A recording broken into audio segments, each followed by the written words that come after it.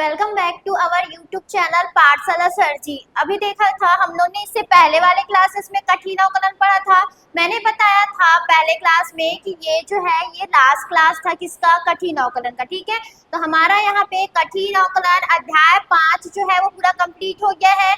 आज हम स्टार्ट करेंगे क्या, अध्याय 6 अवकलज के अनुप्रयोग, मतलब एप्लीकेशन ऑफ डेरिवेटिव्स। अवकलन से ही आया हुआ है, मतलब अवकलन से ही आया हुआ है, लेकिन इसके एप्लीकेशंस पढ़ने हैं। मतलब कि हमको अगर रियल लाइफ में चाहिए तो इसको हम लोग कैसे यूज करेंगे। ठीक है, देखो इसको जानने से पहले यहाँ पे क्या आएगा, क्या क्या यूज होगा ये बताती हूँ। क्या लिखा हुआ है, अवकलज के अनुप्रयोग, मतलब कि सारे क्वेश्चंस जो होंगे वो आपके स्टेटमेंट फॉर्म में होगा। ठीक है, स्टेटमेंट फॉर्म में होगा, इसको हमको मैथमेटिकल फॉर्म में सॉल्व करके बनाना है।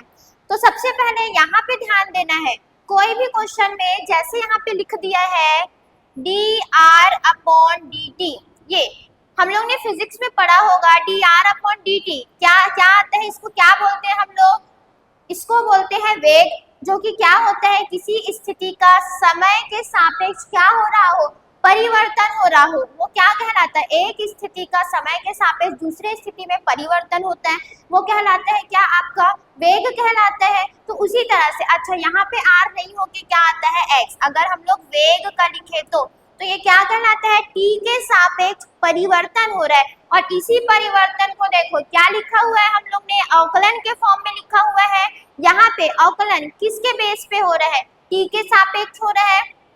ठीक है, किसके सापेक्ष हो रहा है, t के सापेक्ष हो रहा है। तो इसको हम लोग क्या लिखे, dx/dt। इसी को ही तो हम लोग क्या बोलते हैं, v, मतलब कि वेग बोलते हैं, जो स्थिति में क्या होता हो, परिवर्तन होता हो। तो जब कभी भी कोई भी समय के सापेक्ष परिवर्तन बोलेगा, इसको हम लोग क्या लिखेंगे, d/dt लिखेंगे। मान लो कोई क्वेश्चन में बोल दिया क्या त्रिज्या के सापेक्ष परिवर्तन हो रहा है, तो इसको हम लोग क्या लिखेंगे, d/dt और d/dr। यदि त्रिज्या के सापेक्ष परिवर्तन हो रहा होगा तो परिवर्तन की दर, ये कहलाता है परिवर्तन की दर। और अभी तक हम लोग ने क्या पढ़ा है, इससे पहले वाले क्लासेस में जो d/dt या d/dx या d/dr आता है, उसी को ही तो हम लोग क्या बोलते हैं, अवकलन बोलते हैं। मतलब कि ये क्या होगा, अगर यहाँ पे कोई वैल्यू दे दिया है, ठीक है, उसका बोलेगा कि क्या त्रिज्या के सापेक्ष में परिवर्तन ज्ञात कीजिए, तो ये आएगा d/dr। तो कब कभी भी परिवर्तन बोलता है तो परिवर्तन मतलब कि क्या बताता है, वो अवकलन को बताता है। जो चेंजेस आ रहे हैं ना, परिवर्तन की दर, वो क्या बताएगा, इसमें अवकलन को बताएगा। मतलब अगर परिवर्तन की दर बोल दिया तो इसको हमको ऐसे लिखना है। ठीक है, चाहे वो समय के सापेक्ष बोल रहा हो, त्रिज्या के सापेक्ष बोल रहा हो, या फिर कोई और जिसके सापेक्ष बोलेगा उसके सापेक्ष हम लोग को ऐसे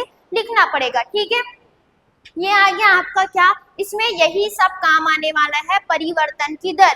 और उसी परिवर्तन की दर को हम लोग किसमें शो करेंगे, अवकलन के फॉर्म में लिखते हैं। क्योंकि हम लोग ने फिजिक्स में पहले ही पढ़ा हुआ है, अगर वेग में परिवर्तन आता है, समय के सापेक्ष वेग में परिवर्तन, मतलब dv/dt आता है, इसको हम लोग क्या बोलते हैं, त्वरण बोलते हैं, जिसको a से दर्शाते हैं। ये तो परिवर्तन आया ना, d/dt आया, यही d/dt जो है वो क्या है, अवकलन है। तो इसको हम लोग को, इसमें हम क्या पढ़ना है, इसके एप्लीकेशंस पढ़ने हैं। ठीक है, चलिए स्टार्ट करते हैं हम लोग क्वेश्चन। देखो सबसे पहले क्वेश्चन क्या लिखा हुआ है, एक घन की कोर 7 सेंटीमीटर प्रति सेकंड की दर से बढ़ रही है। अब घन की बात करेंगे, घन कैसे बनता है, यहाँ पे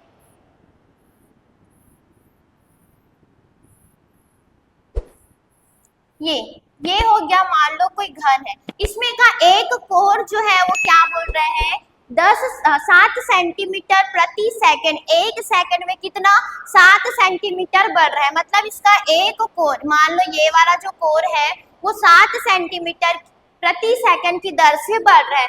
और क्या बोले हैं, जब घन की कोर, पहले ही कोर को क्या बोल दिया है, घन की कोर जो है वो क्या है, 10 सेंटीमीटर लंबी है। ये 10 सेंटीमीटर लंबी है, यहाँ से यहाँ तक मान लो ये A है, ये B है, A भी 10 सेंटीमीटर लंबी है। और इसमें बोल रहा है कि वो धीरे धीरे बढ़ते जा रहा है, कितना, प्रति सेकंड कितना बढ़ रहा है, 7 सेंटीमीटर बढ़ रहा है। तो हमको पूछ रहे हैं तब घन का आयतन। अब देखो कोर यहाँ पे बढ़ेगा, सब साइड से कोर बढ़ेगा तो इसका आयतन भी बढ़ेगा। तो हमको पूछ रहे हैं कि तब घन का आयतन किस दर से बढ़ रहा है, उसका आयतन जो है पहले इतना छोटा था, अब 7 सेंटीमीटर प्रति सेकंड से इसका कोर बढ़ रहा है, तब उसका आयतन कितना बढ़ेगा, किस दर से बढ़ रहा होगा आयतन जो है, इसको हमको यहाँ पे बताना है। ठीक है, चलिए करते हैं क्वेश्चन। पहले हम लोग मान लेते हैं। माना, देखो इसमें हम लोग को क्या क्या चाहिए, कोर चाहिए, तो माना ए घन का कोर तथा और क्या चाहिए हमको, आयतन चाहिए। आयतन को क्या से दर्शाते हैं, नॉर्मली v से दर्शाते हैं। माना ए घन का कोर तथा आयतन v है, आयतन v है। अब क्या क्या दिया हुआ है हमको, सबसे पहले देखो, पहले कोर को लिख देते हैं। घन का कोर कितना दिया हुआ है, 10 सेंटीमीटर दिया है। कोर ए बराबर कितना सेंटीमीटर है, 10 सेंटीमीटर। अब हमको क्वेश्चन में बोल क्या रहे हैं, एक घन की कोर 7 सेंटीमीटर प्रति सेकंड की दर से बढ़ रही है। प्रति सेकंड मतलब समय के सापेक्ष परिवर्तन हो रहा है, हर एक सेकंड में बढ़ रहे कि नहीं, एक सेकंड में 7 सेंटीमीटर बढ़ रहा है, मतलब कि समय के सापेक्ष परिवर्तन हो रहा है। अब इससे पहले मैंने बताया था, जिसके सापेक्ष परिवर्तन हो रहा है, जो यहाँ पे संख्या परिवर्तन हो रहा है, उसको हम लोग क्या लिखते हैं, यहाँ पे एक अवकलन के फॉर्म में लिखते हैं। तो क्या लिखेंगे हम लोग यहाँ पे, कोर समय t के सापेक्ष, कोर का समय t के सापेक्ष परिवर्तन की दर, परिवर्तन की दर क्या लिखेंगे हम लोग, t के सापेक्ष किसका हो रहा है, a का, मतलब dA upon dt equals to कितना परिवर्तन हो रहा है हमारे पास, 7 सेंटीमीटर प्रति सेकंड, ये प्रति सेकंड इतना आ गया ये। अब क्या बोल रहा है इसमें, घन का आयतन किस दर से बढ़ रहा है, तो पहले हम लोग लगा देते हैं यहाँ पे क्या, घन का आयतन का सूत्र होता क्या है, घन का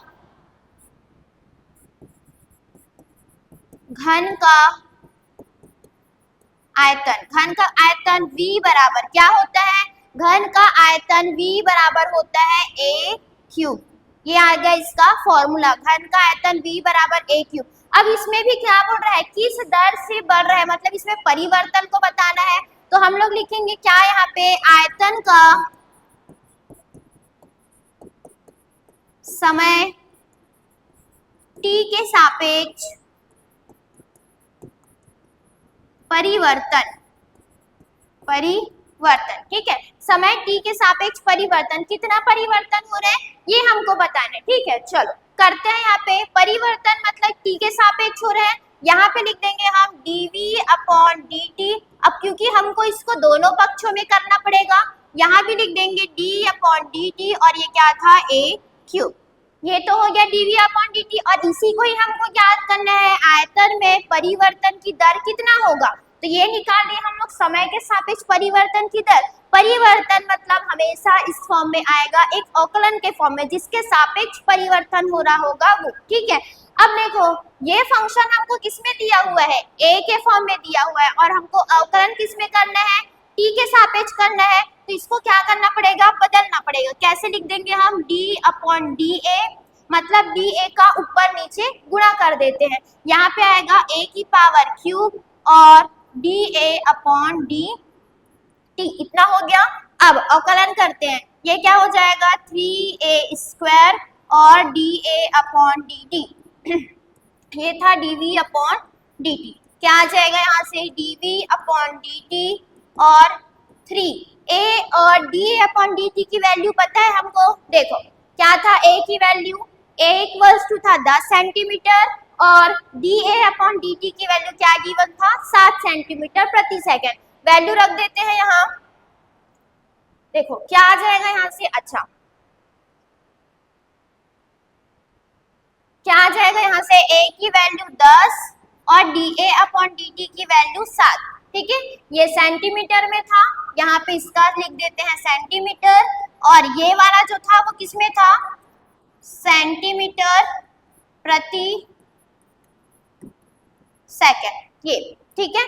अब देखो क्या आ जाएगा यहाँ पे 3, 10 का घात में 2 मतलब 100 गुणा 7, तो dv upon dt equals to क्या मिलेगा हमको, ये तो आ जाएगा क्या 7 या 21 मतलब ये इतना आएगा 2100। अब देखो क्या था यहाँ पे इसका 7 सेंटीमीटर प्रति सेकंड की दर से बढ़ रहा है ये बोला था, और इसका कोर कितना हुआ था 10 सेंटीमीटर, तब हमको इसका आयतन ज्ञात करना था। अब कभी भी आयतन जो होता है वो क्या लिखा जाएगा सेंटीमीटर क्यूब, आयतन जो है वो क्यूब में होता है इसका मात्रा, तो सेंटीमीटर क्यूब प्रति सेकंड ये आएगा इसका आंसर। मतलब कि जब हम लोग क्या करते हैं इसके कोर को 7 सेंटीमीटर प्रति सेकंड से बढ़ाते जाते हैं तो इसका आयतन जो है वो कितने सेंटीमीटर की दर से बढ़ेगा 2100 सेंटीमीटर क्यूब प्रति सेकंड की दर से क्या होते जाएगा बढ़ते जाएगा, इतना आएगा इसका आंसर, यही पूछा था। देखो अब समझ आ गया होगा कि इसमें करना क्या है, सभी क्वेश्चन जो है वो इसी तरह से ही रहेगा। हमको क्या करना है जिसके सापेक्ष परिवर्तन की दर बोल रहे हैं उसी से उसका अवकलन करना है, ये आ गया। चलिए नेक्स्ट क्वेश्चन करते हैं। देखो क्या लिखा हुआ है, एक गुब्बारा जो सदैव गोलाकार रहता है, गुब्बारा गोलाकार है की त्रिज्या परिवर्तनशील है, उसकी त्रिज्या देखो अगर उसको क्या करते हैं हम लोग फुलाते जाते हैं तो गुब्बारे की त्रिज्या जो है क्या होती जाती है बढ़ती जाती है, छोटा है तो त्रिज्या कम होगा, फिर उसको फुला दोगे फिर उसकी त्रिज्या क्या होती जाएगी बढ़ते जाएगी। के सापेक्ष आयतन में परिवर्तन की दर त्रिज्या बढ़ेगा तो उसका आयतन भी बढ़ेगा।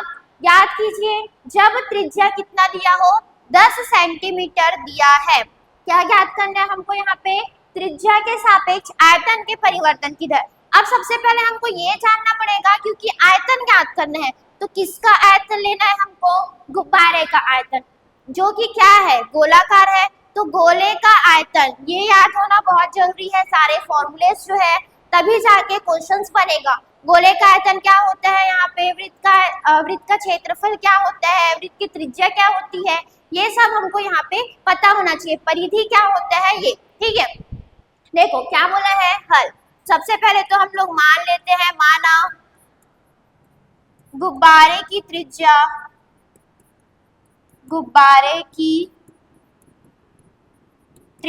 r तथा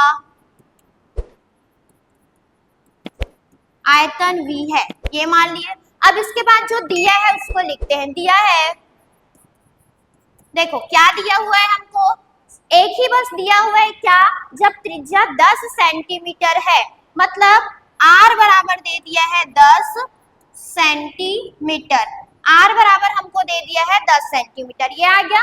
अब देखो क्या बोल रहे हैं, एक गुब्बारा जो सदैव गोलाकार रहते हैं और इसका आयतन ज्ञात करना है, तो गोले का आयतन का सूत्र लिखना पड़ेगा। क्या लिखेंगे हम लोग, गोले का आयतन क्या होता है, आयतन को हम लोग ने क्या माना है v माना है, तो v बराबर क्या आ जाएगा गोले का आयतन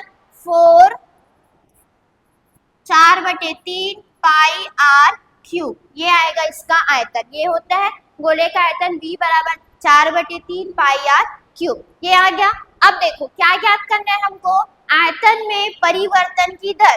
अब ये दर जो है किसके दर पे बढ़ रहा है, समय के सापेक्ष तो नहीं बोला है, किसके सापेक्ष बोला है, त्रिज्या परिवर्तनशील है, त्रिज्या के सापेक्ष बोला हुआ है। प्रश्न को ध्यान से पढ़ना है, समय के सापेक्ष बोल रहा है कि त्रिज्या के सापेक्ष बोल रहा है, यहाँ पे किसके सापेक्ष बोल रहा है, त्रिज्या के सापेक्ष परिवर्तन की दर। मतलब हम लोग यहाँ पे किसके सापेक्ष अवकलन करेंगे, r के सापेक्ष अवकलन करने पर, तो यहाँ पे लिखेंगे गोले का आयतन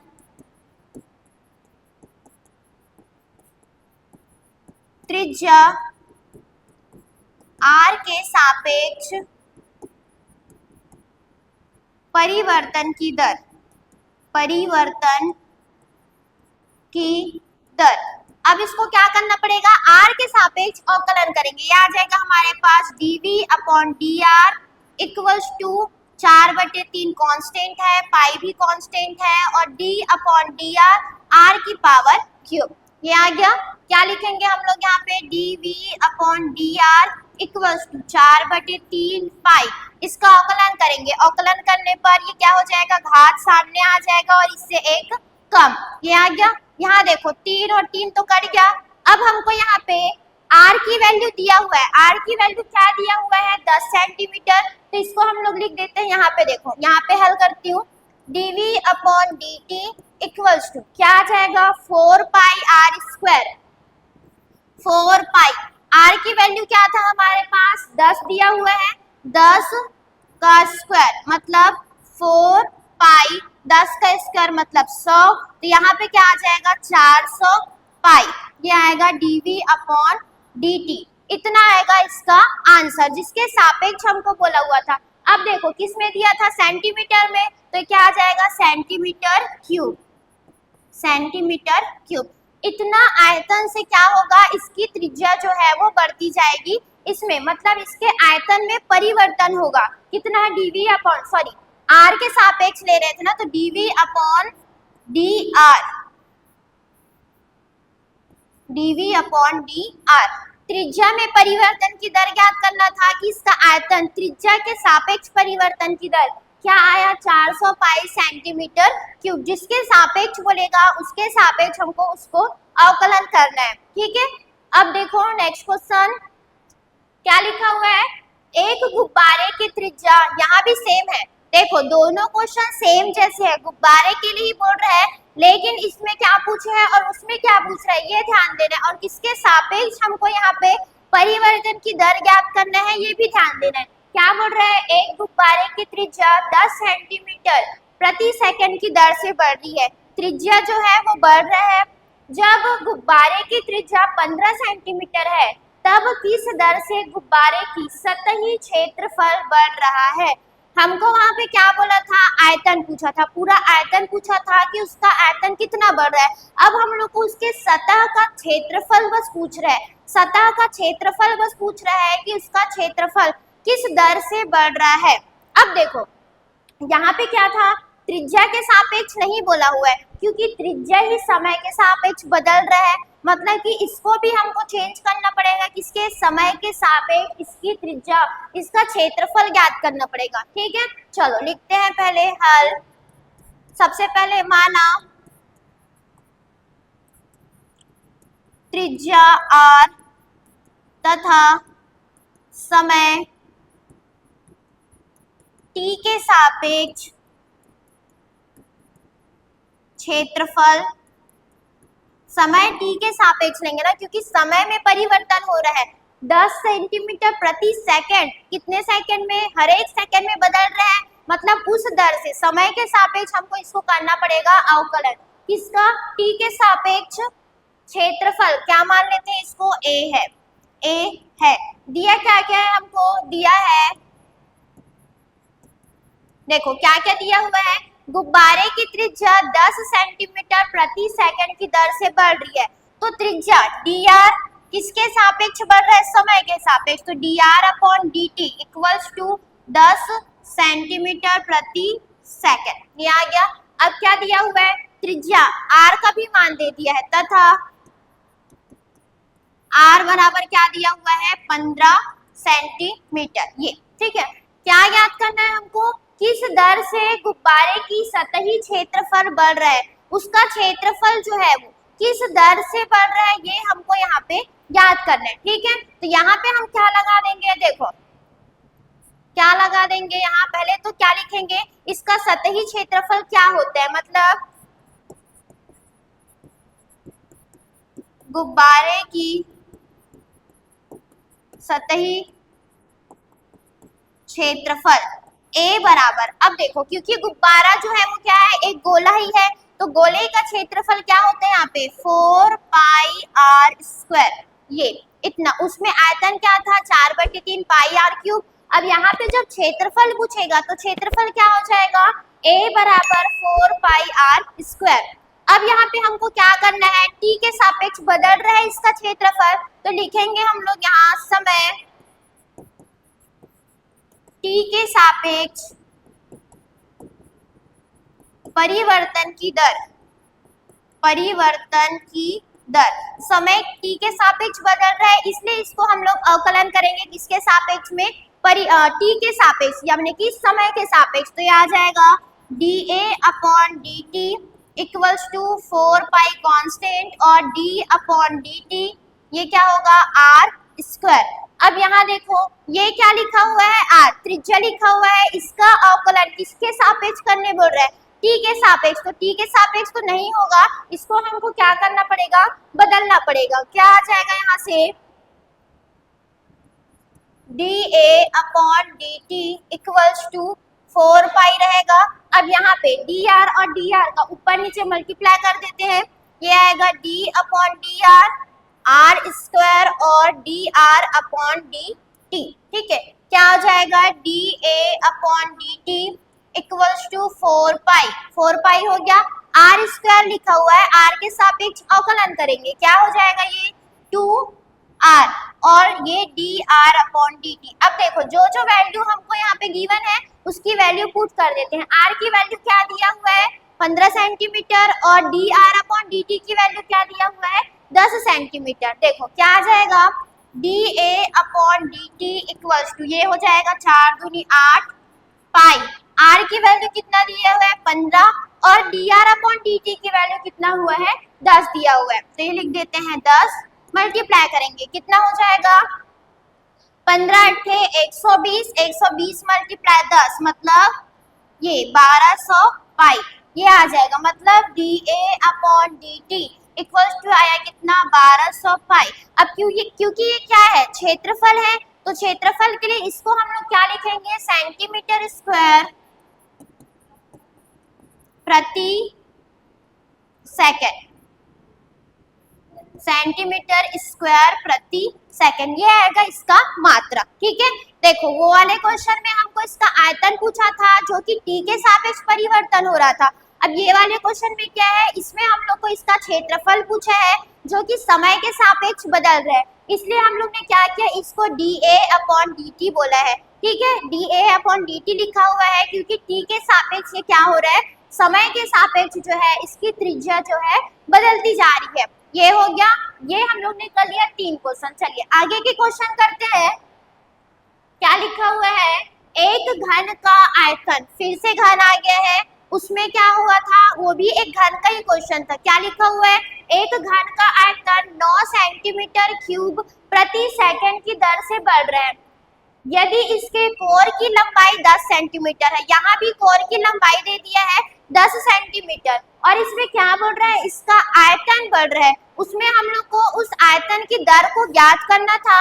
इसमें क्या है आयतन दे रखा है कि वो जो है समय के सापेक्ष परिवर्तन हो रहा है, तो इसके पृष्ठ का क्षेत्रफल किस दर से बढ़ रहा है।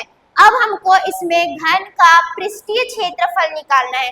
पूरा आयतन किस दर से बढ़ रहा है ये दिया हुआ है, घन का कोर कितना यहाँ पे था कितना सेंटीमीटर जो है ये दिया हुआ है, तो इसके पृष्ठीय क्षेत्रफल नीचे का जो क्षेत्रफल है उसको ज्ञात करना है कि उसका क्षेत्रफल किस दर से बढ़ रहा है। तो यहाँ पे हम लोग को घन का क्षेत्रफल का सूत्र लगाना पड़ेगा, ठीक है। आयतन का भी सूत्र लगेगा और यहाँ पे क्षेत्रफल का भी सूत्र लगेगा। देखो क्या आएगा हल, माना घन का कोर A, आयतन V तथा क्षेत्रफल S है। इसके क्षेत्रफल को हम लोग मान लेते हैं क्या, क्योंकि पृष्ठीय क्षेत्रफल पूछ रहे हैं तो क्या ले लेते हैं इसको S ले लेते हैं। अब जो जो दिया है इसको लिखते हैं। दिया है देखो क्या दिया हुआ है घन का आयतन 9 सेंटीमीटर क्यूब प्रति सेकंड किस दर से बढ़ रहा है समय के सापेक्ष परिवर्तन हो रहा है, प्रति सेकंड बढ़ रहा है, मतलब कि यहाँ पे क्या आ जाएगा dV/dt इक्वल्स टू कितना दिया हुआ है 9 सेंटीमीटर क्यूब प्रति सेकंड, ये दिया हुआ है। और क्या दिया है हमको इसके कोर की लंबाई मतलब A दिया हुआ है कितना 10 सेंटीमीटर, 10 सेंटीमीटर। हमको यहाँ पे ज्ञात करना है पृष्ठीय क्षेत्रफल, लेकिन क्योंकि हमको यहाँ पे आयतन दिया हुआ है तो पहले इसका आयतन लिखते हैं। क्या दिया हुआ है घन का आयतन समय घन के आयतन का घन के आयतन का समय t के सापेक्ष परिवर्तन की दर देखो क्या आ जाएगा। ये तो हमको दिया हुआ है dv अपॉन dt, फॉर्मूला लगाते हैं पहले। dv upon dt equals to क्या होता है हमारे पास, सबसे पहले v इक्वल्स टू क्या होता है, इसका आयतन, घन का आयतन v equals to a cube, ये आ जाएगा। अब क्योंकि t के सापेक्ष परिवर्तन हो रहा है तो इसको हम लोग लिखेंगे dv upon dt equals to d upon dt a cube, इतना आ गया। अब क्या करना है, इसको dv अपॉन dt हो गया। यहाँ पे क्योंकि t के सापेक्ष नहीं अवकलन करना है, a के सापेक्ष करना है, तो a dA और dA का मल्टीप्लाई कर देते हैं ऊपर नीचे, क्या हो जाएगा ये dv upon dt equals to d upon dA a cube और dA अपॉन dt, अवकलन करेंगे तो ये हो जाएगा 3a स्क्वायर और dA अपॉन dt। अब यहाँ पे देखो जिसकी जिसकी वैल्यू हमको दिया हुआ है वैल्यू रख देते हैं, ध्यान देते हैं क्या क्या की वैल्यू दिया हुआ है। देखो क्या क्या दिया था हमको, dv अपॉन dt की वैल्यू कितना दिया है, 9 दिया हुआ है, और a की वैल्यू कितना दिया हुआ है, 10। वैल्यू पुट करते हैं यहाँ पे, dv अपॉन dt की वैल्यू क्या आ जाएगा यहाँ से 9, और 3a की वैल्यू था 10 का स्क्वायर, dA अपॉन dt नहीं दिया हुआ है, ये आ गया। हल करेंगे, ये हो जाएगा इधर पक्षांतर, मतलब 9/3 और ये 10 का square equals to dA upon dt, ये कैंसिल हो गया, क्या आएगा 3 एकम 3, 3 तिया 9, 3/10 का स्क्वायर मतलब 100 बराबर dA अपॉन dt, ये हो गया। ये आ गया dA अपॉन dt की वैल्यू, ठीक है, इसको ऐसे लिख देते हैं dA upon dt, dA upon dt equals to 3/100, ये आ गया इसका क्या, कोर में परिवर्तन की दर। अब हमको पूछा क्या है यहाँ पे, इसके पृष्ठ का क्षेत्रफल किस दर से बढ़ रहा है, तो पृष्ठीय क्षेत्रफल का सूत्र लगाना पड़ेगा। देखो क्या आएगा,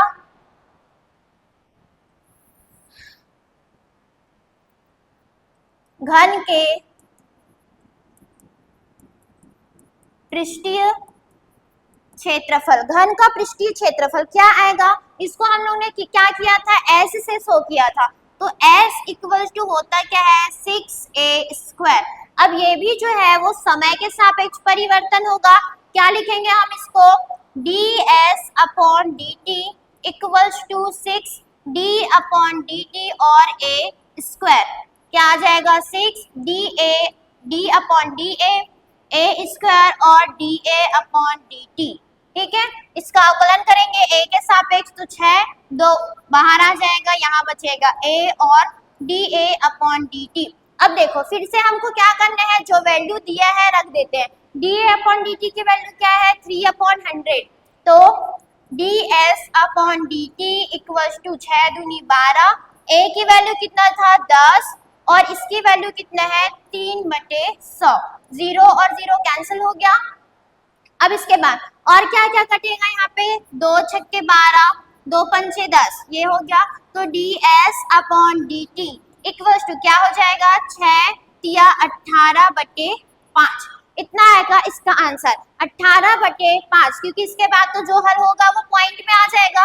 अब ये जो था वो क्या है, क्षेत्रफल है, तो क्षेत्रफल के लिए हम लोग इसको क्या लिखेंगे, सेंटीमीटर स्क्वायर प्रति सेकंड, ये आएगा इसका आंसर। देखो क्योंकि हम लोग ने यहाँ पे आयतन क्यों लगाया समझ आ रहा होगा, क्योंकि हमको क्या चाहिए था dA upon dt, a cube जो लिखा था v equals to a cube इसका आयतन, तो इसके लिए हमको क्या चाहिए था dA अपॉन dt था, a के सापेक्ष में अवकलन किए, क्या आ गया हमारे पास a का स्क्वायर मतलब 10 का स्क्वायर, कितना हो जाएगा 100, भाग दे दिए, ये आया हमारे पास 3/100, आंसर आ गया 18/5, मतलब इसके पृष्ठीय क्षेत्रफल में 18/5 प्रति मीटर स्क्वायर कितने प्रति सेकंड की दर से बढ़ेगा, मतलब 1 सेकंड में इतना स्क्वायर इसका क्या बनेगा, पृष्ठीय क्षेत्रफल बढ़ते जाएगा। हो गया ये। अब नेक्स्ट क्वेश्चन क्या लिखा हुआ है, एक तालाब में पत्थर फेंका जाता है जिसके कारण तरंग 3 सेंटीमीटर प्रति सेकंड की वेग से वृत्त में उठती है, अब देखो एक तालाब है, उसमें अगर मैं पत्थर फेंकूं तो यहाँ पे एक तरंग बनता है। वो तरंग कैसे, ये वेव फॉर्म में तो नहीं, लेकिन वो क्या दिखता है, एक वृत्त के फॉर्म में दिखता है, जो कि क्या बोला हुआ है, तरंग जो है 3 सेंटीमीटर प्रति सेकंड की वेग से वृत्त में उठती है। मतलब वृत्त के फॉर्म में वो उठ रही है और उसमें वेग में कितना परिवर्तन हो रहा है, यहाँ पे 3 सेंटीमीटर प्रति सेकंड से। क्या बोल रहा है, जिस समय किसी वृत्ताकार तरंग की त्रिज्या त्रिज्या दे दिया है 6 सेंटीमीटर। अब देखो इसकी स्थिति बोले तो त्रिज्या ही बढ़ रहा है। क्या होगा, त्रिज्या अगर छोटे हम लोग वहां पे तरंग का देखें, त्रिज्या कम होगा, वो बढ़ते जाएगा, तो त्रिज्या क्या होते जाएगा, बढ़ते जाएगा। तो वही जो दिया हुआ है, क्या तरंग जो दिया है जितने सेंटीमीटर से बढ़ रहा है, वेग से बोला है, वो क्या है, dr/dt। मतलब उसका तरंग जो है dr/dt इक्वल्स टू 3 सेंटीमीटर प्रति सेकंड की वेग से बढ़ रहा है। अब क्या बोला है, त्रिज्या दिया है, परिबद्ध क्षेत्रफल किस गति से बढ़ रहा है, इसका क्षेत्रफल हमको निकालना है। मतलब कि वृत्त आ गया यहाँ पे, उस तरंग का क्षेत्रफल निकालना है, मतलब कि वृत्त का क्षेत्रफल निकालना है। वो भी किसके सापेक्ष में हमको निकालना है, समय के सापेक्ष। ठीक है, देखो हल, माना त्रिज्या r, त्रिज्या दे दिया है, और वृत्त का क्षेत्रफल,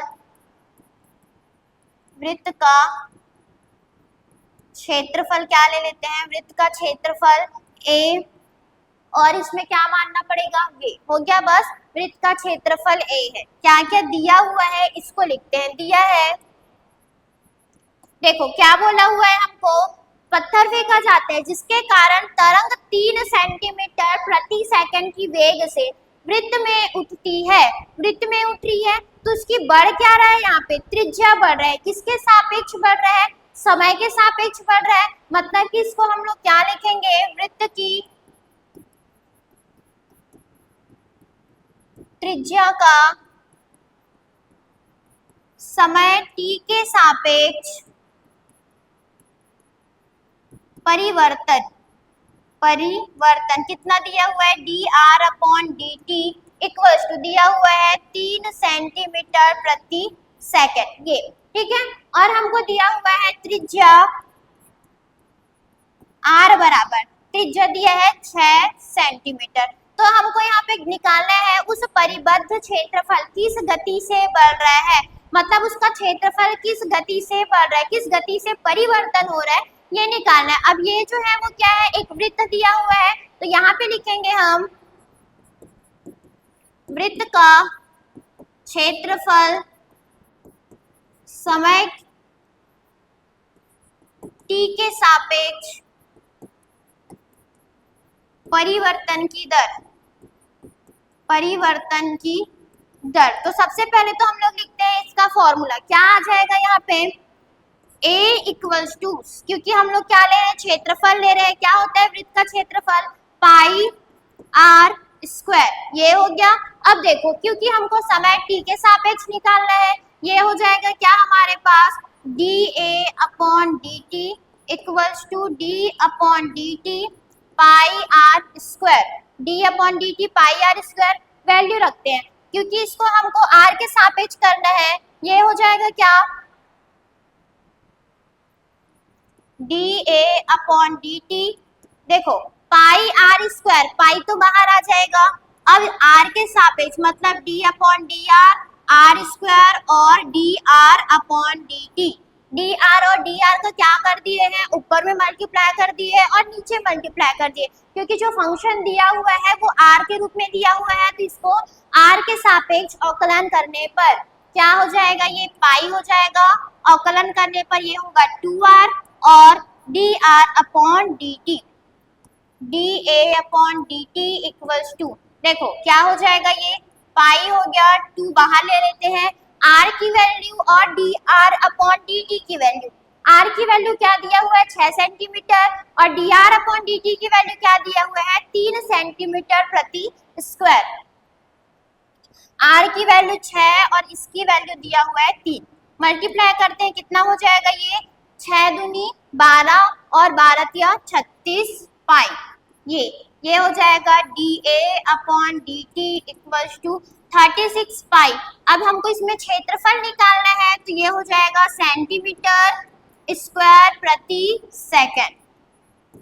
ये इतना आएगा इसका आंसर। किस दर से उसका यहाँ पे क्षेत्रफल जो है, परिबद्ध क्षेत्रफल कितना 36 पाई सेंटीमीटर स्क्वायर प्रति सेकंड की दर से बढ़ रहा है।